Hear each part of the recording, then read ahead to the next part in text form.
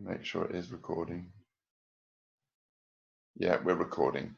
Okay, and welcome to everybody tonight. This is session 4. So actually, isn't it unbelievable? A month. We're about a month in, aren't we? Getting there. So at the end of this week, you'll have been pursuing this mindfulness acceptance stance for about a month, and I just hope it's continuing to help. It helps me every single day of my life, actually, this stuff. And as I've said before, thanks, Dingle. And I just think it's made such a difference to my life, because I used to be such a worrier. People didn't know, because you put on, we're going to look at that today, that sort of sense of which self do we portray, which self are we in, and we're really going to have a look at self a little bit today. So that's the idea of tonight's session. And people are still coming in, so I'm just going to say hi to everybody. And can we, the more interactive we are, the better. Jack, meditating every day is really sort of helping. Yeah. Johnny, hi Johnny. Lovely to have you on board. So we just got such a lovely community of people coming in tonight, and really trying to, take this opportunity of this really such a difficult time. And I've got to tell you, I'm going to, a couple of late slides came in tonight, so I'll just wait and surprise you with them. But I've got a real incredible offer for everybody when we finish tonight. So I'm just going to leave that there deliberately and on purpose, just channeling that mindfulness stance, and say to you, just accept for a moment that I'm not going to tell you what that wonderful offer is. And so let go of that, lean into the future, and just back into this present moment. I'm feeling quite wicked with that, but yeah. And yeah, I am a terrible tease. But yeah, it's a really nice offer I think we've got tonight. And so welcome back to everybody. Welcome to any new people coming in tonight. And as usual, the purpose of this is help us all to deal a little bit better with stress, anxiety, over worrying, which is a huge thing at the moment, and low mood, by learning how to use mindfulness and acceptance. And I think they're to lead happier, more meaningful lives. And I've got to tell you, on YouTube at the moment, I think it's part of YouTube sort of free stuff. I must have read Viktor Frankl's Man's Search for Meaning 9 times, but YouTube have just put out the great man reading his own, so he's actually narrating the book himself, and it's that whole search for a meaningful life, and it's finding meaning is his real thing. And I think that when I think about it, Viktor Frankl's work pretty much is at the sort of core starting point of all of these third wave strategies, which are much more based in mindfulness, compassion, acceptance, kindness, and it's just such a wonderful listen, and that's been really useful. And actually, do you know, we're here with Viktor again. Today's focus is on staying with what is difficult, rather than that.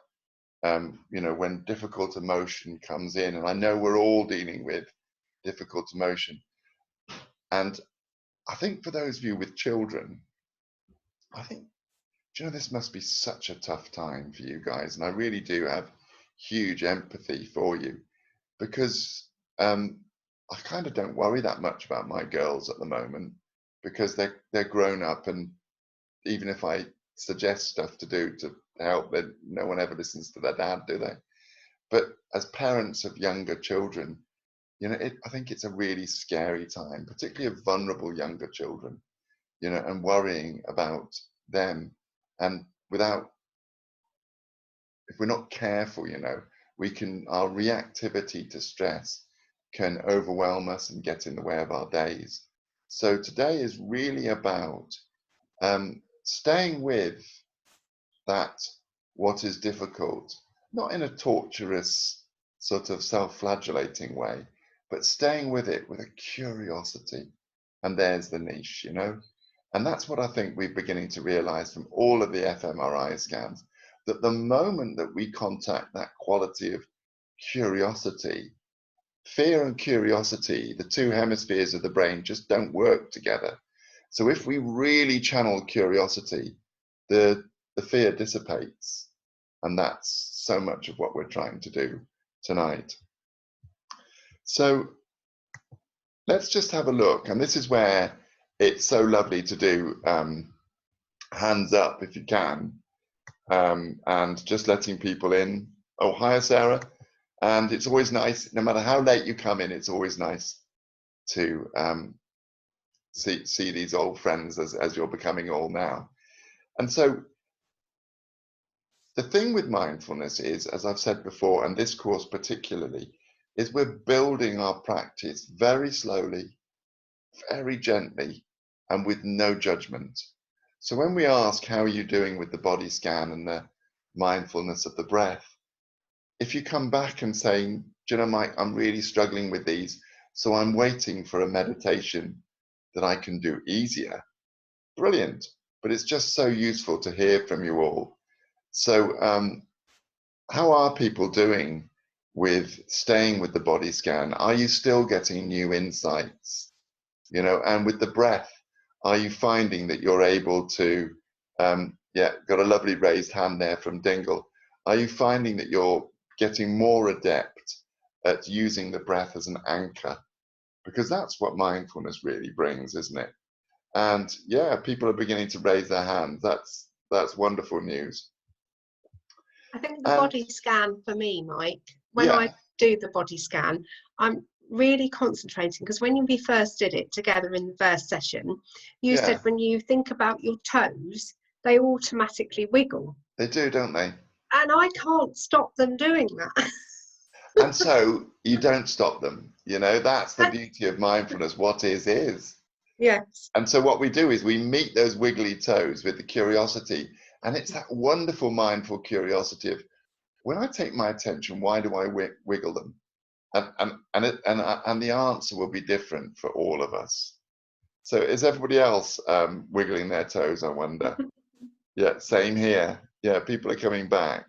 The breath meditation is getting easier and anchoring to the breath, but I've gotten better at it. And Heidi saying the breath is much easier than the body scan. Sarah Dalgleish, the breath, yeah, Sarah, lovely. The breath is easier. I can't seem to find time to do the body scan, says Kay. I'm too tired at the night, and early mornings are yoga and breath meditation, which, you know, and because the wonderful thing, Kay, is there's no judgment.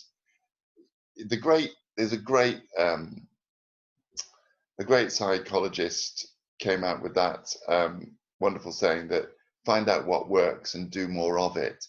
And I suppose the way we should all be looking at a course like this is, that works for me and that doesn't. I'll try it again in a few weeks and see if it works for me then. But it's having this sort of really holding it lightly. Do you remember the stuff we did about the hedgehog, or even the cactus?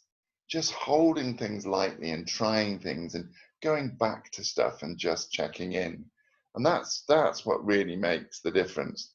So we're going to move on to my favorite short meditation. We did the 3-stage breathing space last week, but the one we're going to do today really fits in with that reactivity to stress thing. So we will be looking at the 3-stage breathing space with difficulties. Now here is where we start to flex our mindful muscle. Have people got better? Because I think this is huge. And I spoke to somebody earlier about this, and I said, you know, I may even kind of reflect our conversation tonight. But it really was that thing about when we are pulled out of this present moment, noticing that that's when we feel the stress, and it might be pulled back, or it might be that we launch ourselves into worrying about that which hasn't happened. So how are people doing with the pivoting?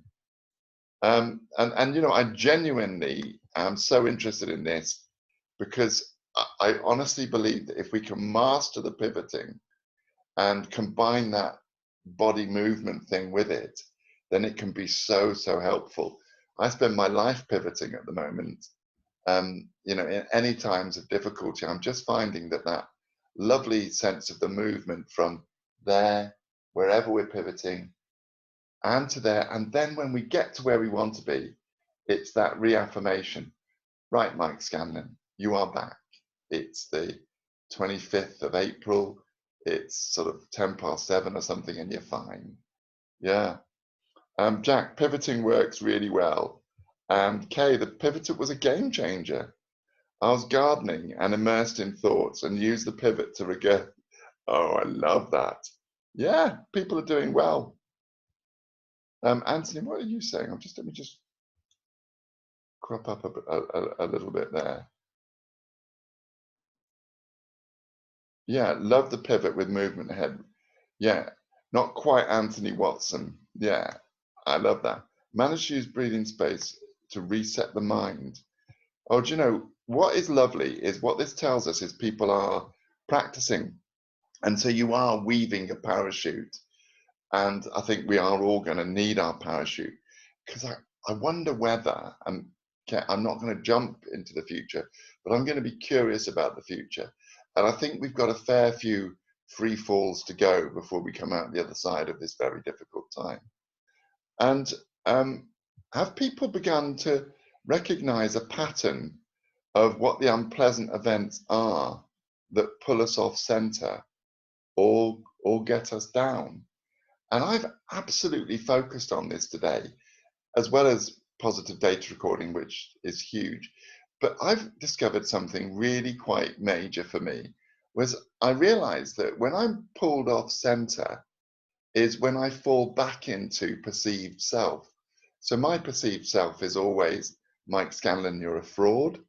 And if I find myself there, that's when my unpleasant events diary starts to fill up. And just knowing that, my goodness me, doesn't that give you work and maneuver and something to focus on to get to a better place? And by now, most of us, I believe, are probably getting a bit closer to noticing when we move into automatic pilot.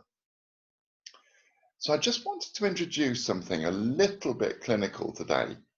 And a lot of people that I've been working with at the moment, and this thing is occurring where people that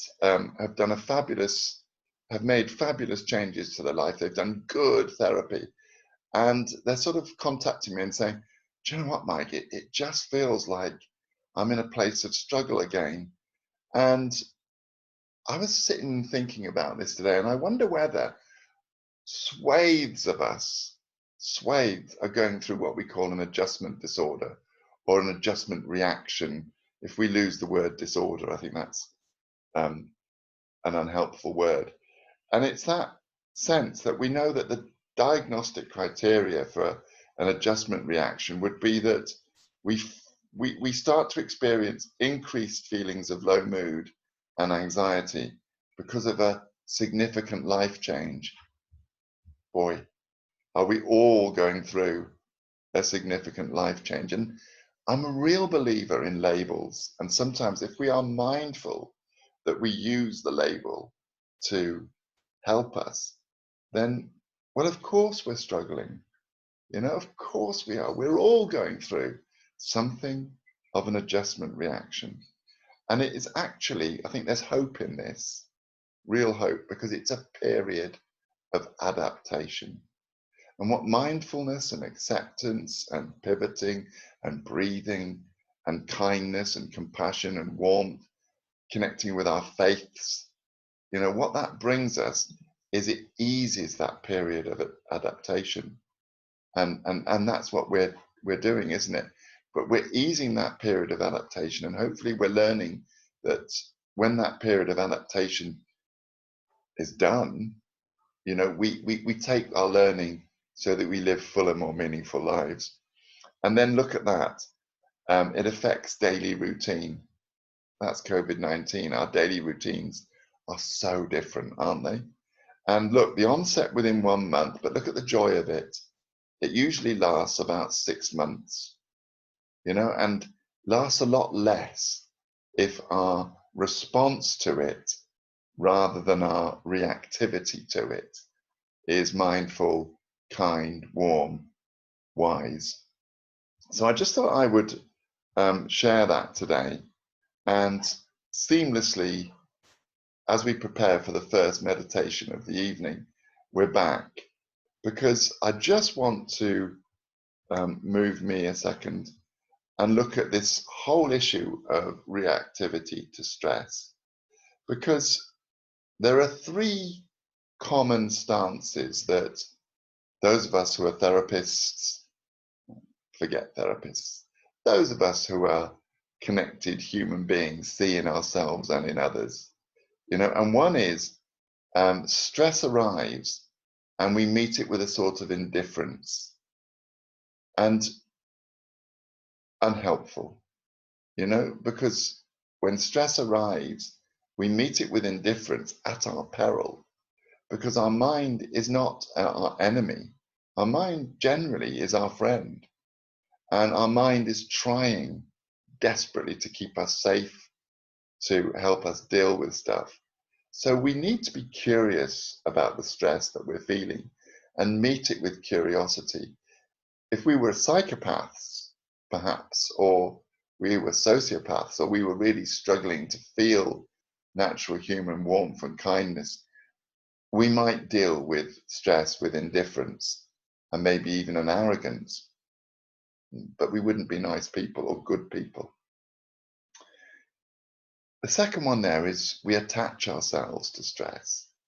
And if we attach ourselves to stress, it's almost because what we're doing is we're attaching ourselves to it and we're being led by it. So we're no longer driving our bus. And what we're moving into actually is a sort of state where we're always trying to be ahead of ourselves in order to deal with the stress we're feeling.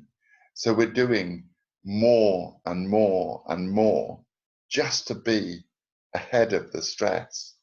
Now, the stress will keep coming, but we will run out of steam.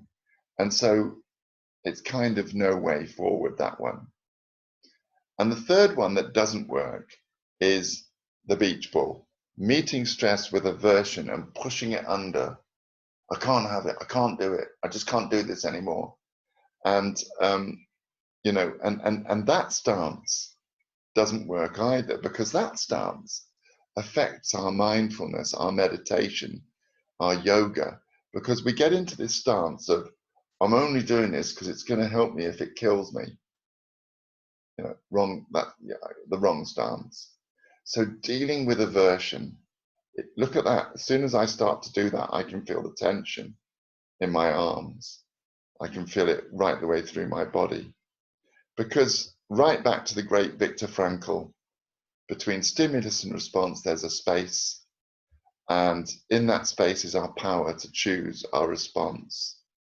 And in our response lies our growth and our freedom. And what mindfulness does is it gives us the choice of response, which takes us seamlessly, except I clumsy old fingers went into the wrong slide.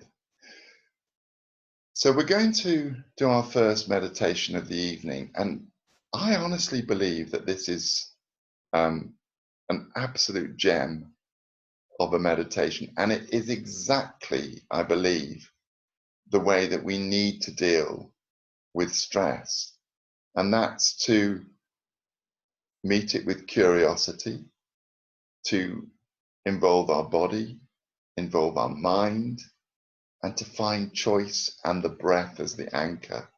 And this 4 minutes, this is going to take us, possibly 5, because I'm feeling a little bit verbose, but 4.5 minutes, I'll be good.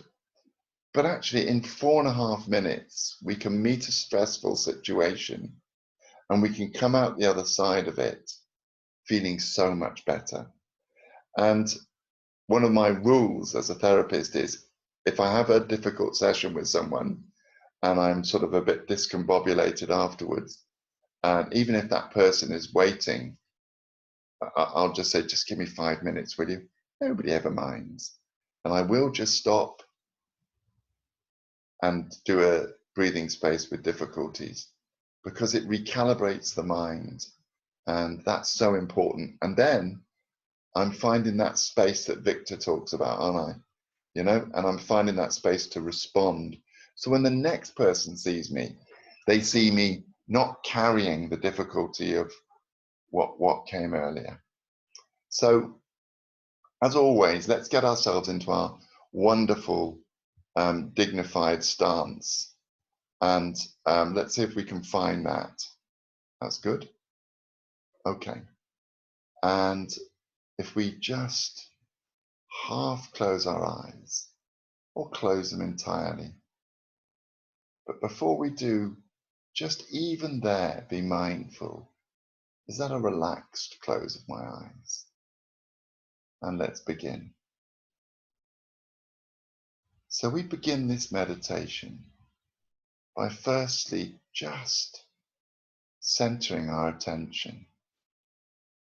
And we take our attention outside of the room that we're meditating in. And we just find birdsong actually. Maybe sound of traffic or someone banging about in the other room. And we take our attention in and we switch our hearing on inside this room. And what do we hear? And we quietly label what we hear with no judgment. And then we bring our attention right in and we find our breath. And we just follow our breath for a moment. There's my anchor. And we're safe now to start. And so we roll our shoulders back just a little bit and we smile. And we open up and we ask, so what's going on in my life at the moment that is difficult, that is a struggle? And we let it in. We open the floodgates and we just invite it in. Come on then. Whatever is difficult, come in. You're welcome. Come on, in you come. And we greet whatever our mind sends us with a smile of acceptance. Oh yeah. Yep, that's difficult. And that's difficult too. Oh gosh, yes. That's not easy. And we smile with every single one that comes in. And that's acceptance. And we let it in. And we watch for any temptation to use language that judges what comes in. And we smile at it and we allow it and we make space for it. And if it comes accompanied by pictures, we let them in too. And we sit with it. And as we sit with it, we discover that we can sit with it. Just stuff. Just stuff.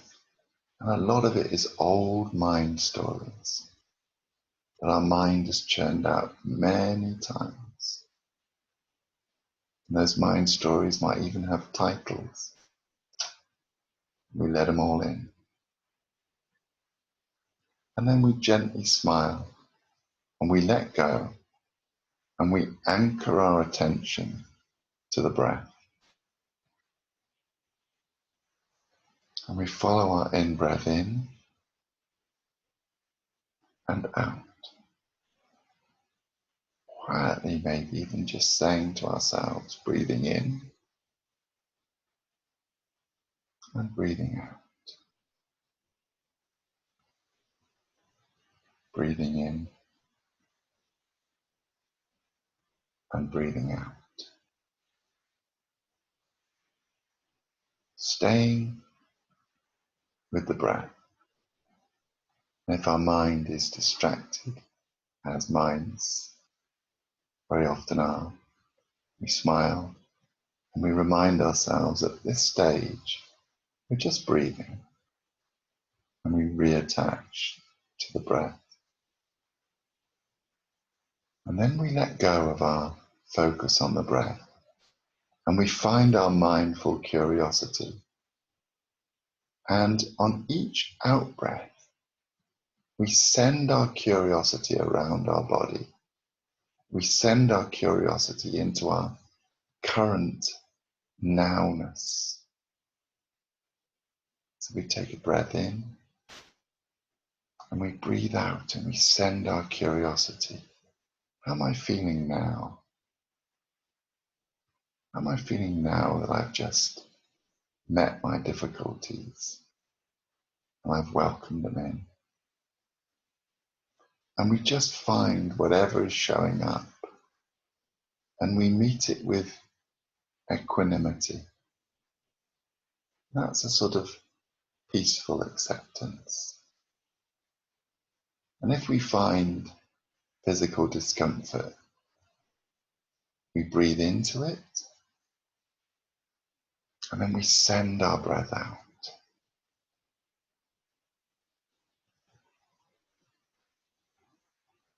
And we very gently let go and come back to the room.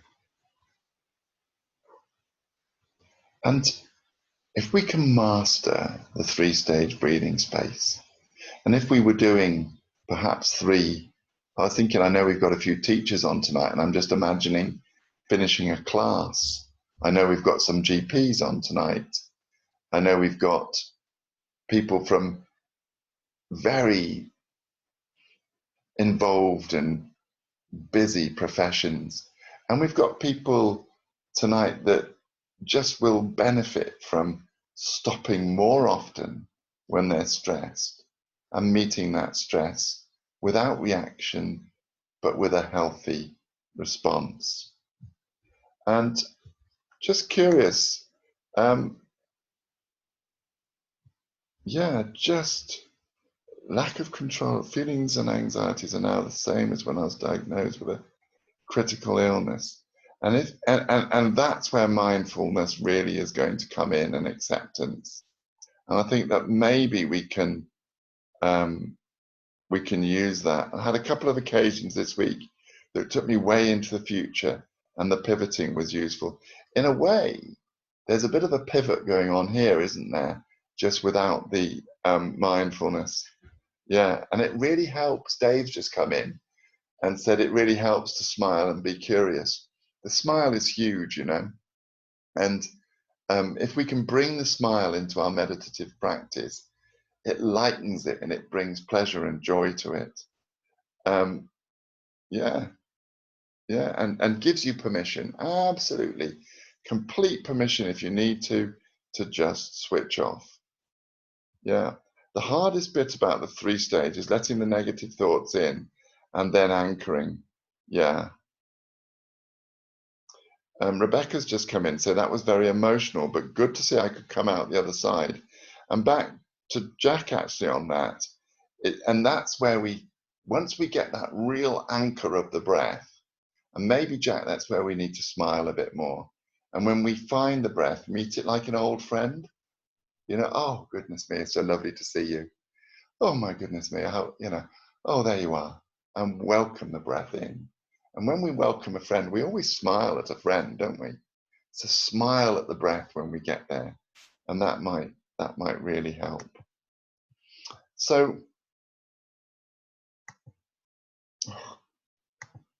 I'm going to be mindfully irritated by myself there because my Ophi fingers keep double pressing, which moves us on to tonight's pivot skill. So within this stance we're taking, mindful acceptance stance, there's a view that our reactivity to stress is hugely influenced by which self we are in or which self we find ourselves in when the stress arises. And so there are roughly three selves. So the first self is our perceived self. And I was speaking to you guys earlier about my perceived self, which is always the same. It's the old fraud thing comes up because I was, my friend from Scotland always says thick as mince. I don't know why mince is thick, but he always describes that. But as a kid at school, I was as thick as mince in subjects where you needed any mathematical stuff. And so quite quickly, I developed a negative belief about self. And we all have a negative belief about ourselves. I just think, show me a human who doesn't. And the perceived self is usually where that negativity kind of resides and sits like a sort of grumpy gremlin, you know? And if we're in a stressful situation and we meet it from our perceived self, oh, that's when the stress becomes so, so awful. Yeah? So perceived self is very often based on the stuff from the past. And if we find ourselves stuck in perceived self, the pivot is to take us to a more malleable, more useful self. And there are two selves that are more useful most of the time. So perhaps we move from perceived self into self in actuality or actual self. And what's wonderful about that is that's where we use our affirmations. That's where we come back and say, no, you know, I was pretty rubbish at maths when I was 9, and I'm still rubbish at maths now, but I don't care, you know, because I'm good at other stuff. There's the shift. And right at this moment, I don't need my maths, so why would I be worrying about it? So you move out of your perceived self and into actual self. And the third self is where you need to be almost to do the pivot, because the third self is the observing self. And if we're in our observing, we can only ever recognize which self we're in if, weirdly, we're in our observing self, because that's the self that goes, Mike Scanlon, what are you doing? Why are you channeling that stuff? That doesn't work for you. What are you doing? Observing self. And actually, another word for the observing self might be the mindful self. So I'll show you tonight's pivot. So if we find ourselves in a really stressful place, so Kay shared a really nice one with us earlier. So she was planting her cannabis plants, I jest. She was planting her plants this morning in the garden in the sun, and she realized that she had been taken out and her mind had gone somewhere else. If we feel that sense of stress in ourselves, meet it with that wonderful mindful curiosity that resides in the observing self. And we meet it and we go, oh, which self am I in? And we find, oh, goodness me, I am in that unhelpful self, that perceived self. And here's the pivot. So we take ourselves and we move and we say, okay, now this isn't working for me. How does it feel to be in perceived? Oh, goodness me, it feels horrible. Where's your breathing? Tight, shallow. Where do you feel? Oh, that's uncomfortable. Okay, and pivot out and just let it go and start to smile and welcome that in actual self. Oh, and here I am gardening and it's a lovely sunny day and I'm not 9. I'm whatever age I am. And actually, do you know what? I'm okay. I'm hale and hearty. I'm all right. And if what we find in actual self is a bit difficult, we smile and say, this too shall pass. And sometimes when we've pivoted and we bring ourselves back into self in actuality, we say, what was that stressful thing that was so difficult a minute ago?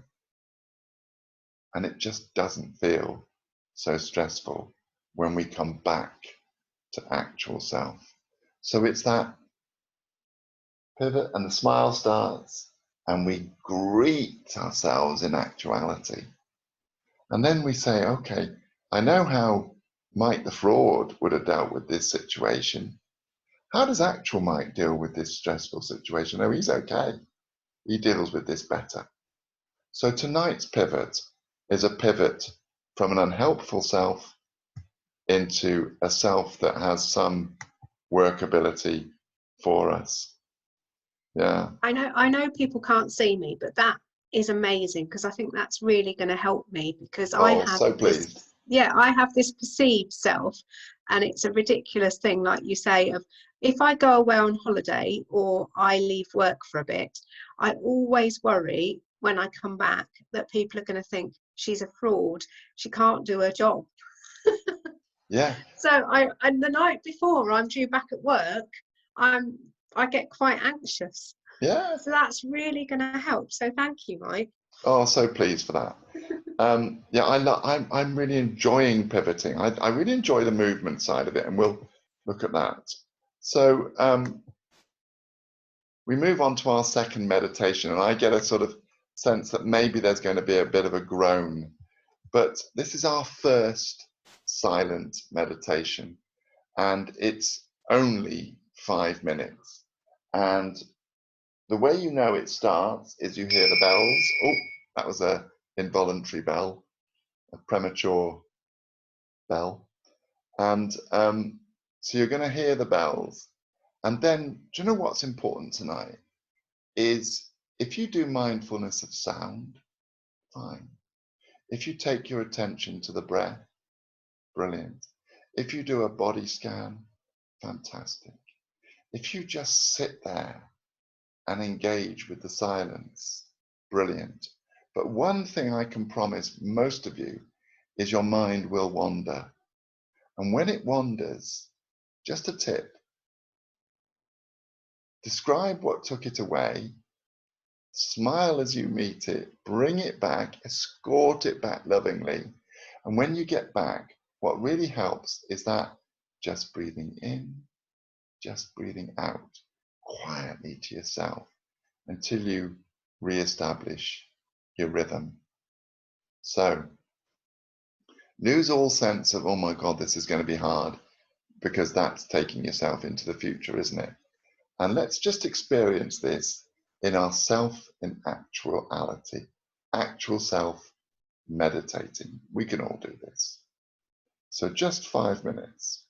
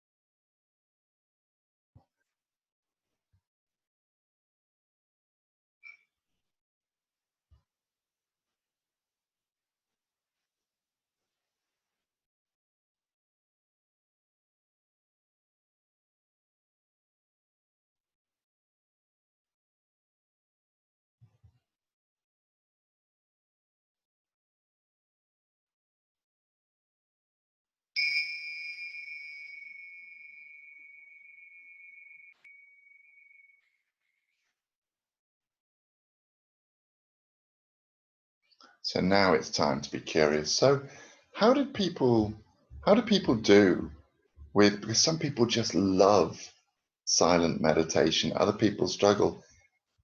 What was that experience like for people, just sitting with yourself and, yeah, just either, did you go to your breath? What was that like? So the more of you that respond here, this really enjoyed it. Went too quick. Yeah, 5 minutes of pure bliss. Yeah. Love silence. I got more distracted, says Mikey, and my mind wandered more. Use the breathing more. Concentrating on breathing helps. Heidi, that was lovely, but I noticed I was thinking about the dishwasher a lot. Yeah, was that the sound of the dishwasher, Heidi, that sort of interrupting? Yeah. Now, what I love here is we're surprised at how easily now I can bring it back. My girl's laughing upstairs in the bath, but yeah, such a rare thing, says Kay. I thought of the body scan. I had a headache and now it's gone. It was good. I went to the breath, a few random tiny thought bubbles. Oh, I like that. About meaningless conversations. Better than I expected. Yeah. Definitely, Heather found it difficult, but brought it back. Oh, Heather, you star. And that's the mindfulness, you know? Oh, Alex, when my mind wandered but found the breath helpful, time flew. And it is just recognizing that, you know, finding silence is, we don't get nearly enough of it, do we? And just using your meditation time and building in some silent meditation every day. And remember, you don't need to be in a completely silent place. It was really lucky, actually. I muted myself. And then my daughter started talking about how much she missed sausages really loudly. And I did a little smile to myself. And I thought, well, thank goodness that I muted the microphone, because I'm sure that would have disturbed everybody. If I was silent for 5 minutes at work, they'd be feeling for a pulse. Who's that? Zeus. Yeah, but yeah. So without you probably guessed it, but part of our tonight's home task. There I go again. So I've done a new sheet, and Sarah is somebody that who might be on tonight, who I trialed this with, and she seemed to find it really useful. And it's for difficult situations, but this is a completely new sheet that I've kind of devised for tonight's session. And I just thought now was the time that we might really start to become curious.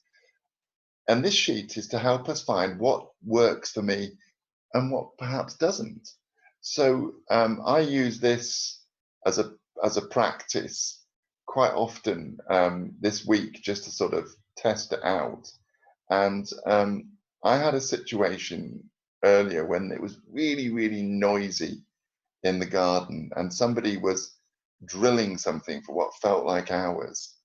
And so, what difficult experiences came up before? Well, this wasn't before, but this works lovely for, well, yeah, it kind of did, because I kind of went into the garden thinking, oh, please, please let it be quiet and relaxed.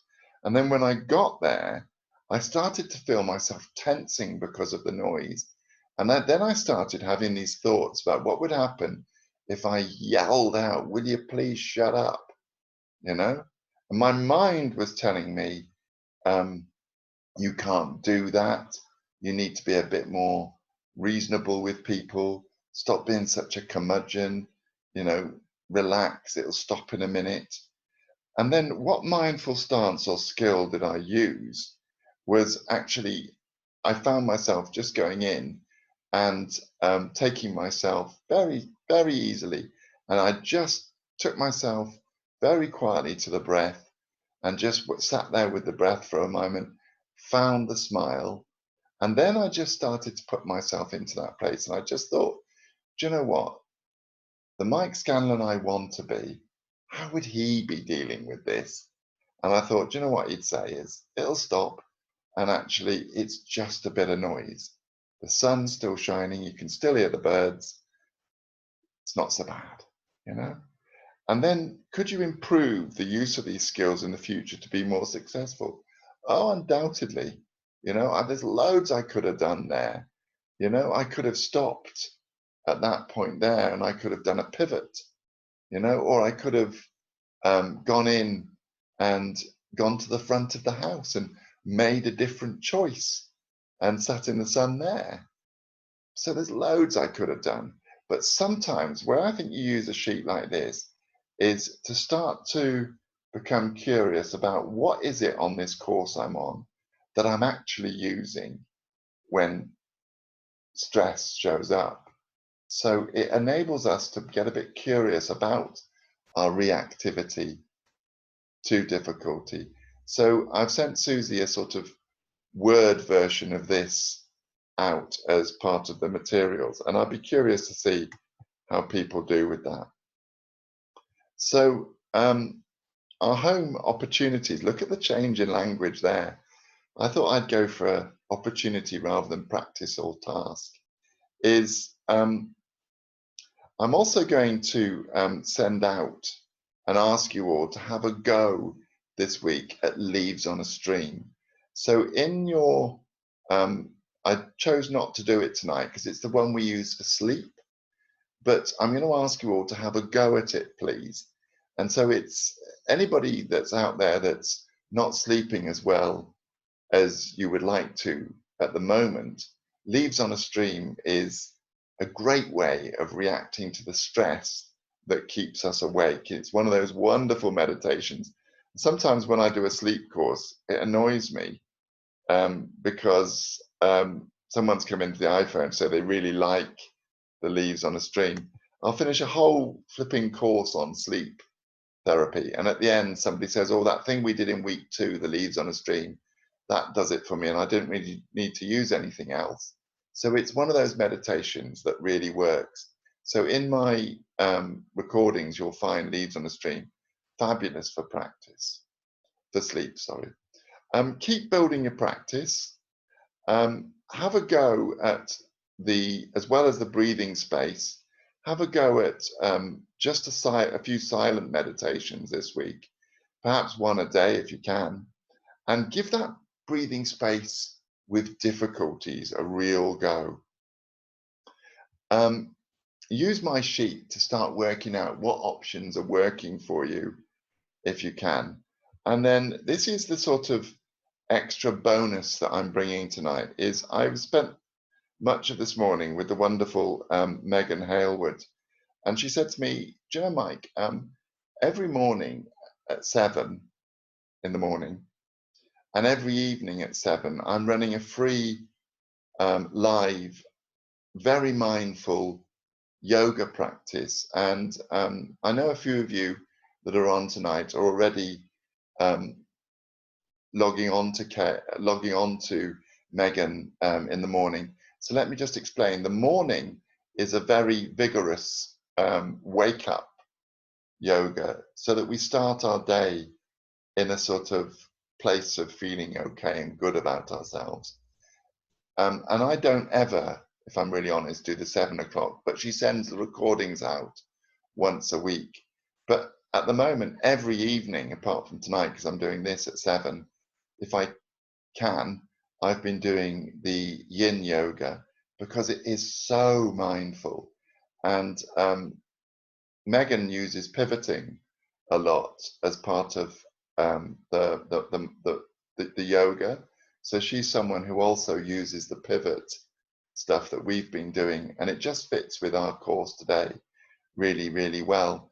And she calls it a yoga retreat, and it's going to run for about 4 or 5 more weeks. And it's free, or if people want, they can just make a donation towards the costs of the webinar room, which is pretty much all she asks. So I just wondered if some of you might like to partake of some yoga as part of this experience, because there is no more mindful way to explore movement, I believe, than yoga, and particularly the yin yoga. And so that's the link for it. And I wonder, Susie, whether you'd be able to just maybe cut and paste that link into the recording tomorrow. That might work, rather than people having to wait. So Kim said yes, please. Elizabeth's definitely. Somebody else, Tanya, said yeah, somebody else saying I did the yin yoga with my daughter and it's fabulous. And Tanya just coming in to say leaves on a stream really helps with insomnia. Anne-Marie, I've never done yoga, but I'd give it a go. And why I would never recommend something that I'm not doing myself. And I just love the way that Megan does it, because she is so mindful, and her stance is of mindful acceptance. So it just fits with what we're doing. So literally, you just need to click on that, and that gets you into the yoga for the next sort of 4 or 5 weeks. And if you're able to get up at 7, I'm not at the moment, do it at 7. But is yoga okay for back problems? The yin yoga, I think, would be, but just Megan always gives 3 options for each move: an easy option, a middle-sized option, and a kind of bendy option. So if you're worried about your back, take it very, very gently. That's my only thing there. So just thought we'd add that one in as a sort of extra offer to people. And she has a big room, so there's room for people to come in. And lastly, just a quick request, and this is me being very wicked, but I'm PhD supervising somebody at the moment, and she's exploring male students aged 16 to 18 perceptions of what it means to be true to you. And it's looking at authenticity. And if anybody out there has a son or a friend who currently isn't linked to any mental health support, and if they would be interested in just doing an online interview to explore what it means to be true to you, then if people would just email me and let me know, just if you know somebody that Karen can contact, and I'll just pass on your details to the researcher. They'll be sent all the information. It's been through the ethics. She's just really struggling, because just as she was going out to get her participants, COVID-19 hit. So just a final request there. And our last slide, as always, is a huge thank you to everybody for continuing to be part of this compassionate, mindful acceptance community that we're building here. And we hope to, keep building, I hope. And a big thank you from me and Susie. And just over to you for any questions. We've got 3. I was I've got a quick, I'm happy to send out the yoga link, I can't speak, this evening, or I can do it first thing tomorrow morning. If people want it for tomorrow morning, I'm happy to send it out, but obviously it won't mean much without the recording. So what, are people happy to wait for the recording and then I'll send out the link within the email? Or do you want me to send it out tonight? Do you know what, Susie? I'll bet most people aren't going to get up at 7 tomorrow, so No.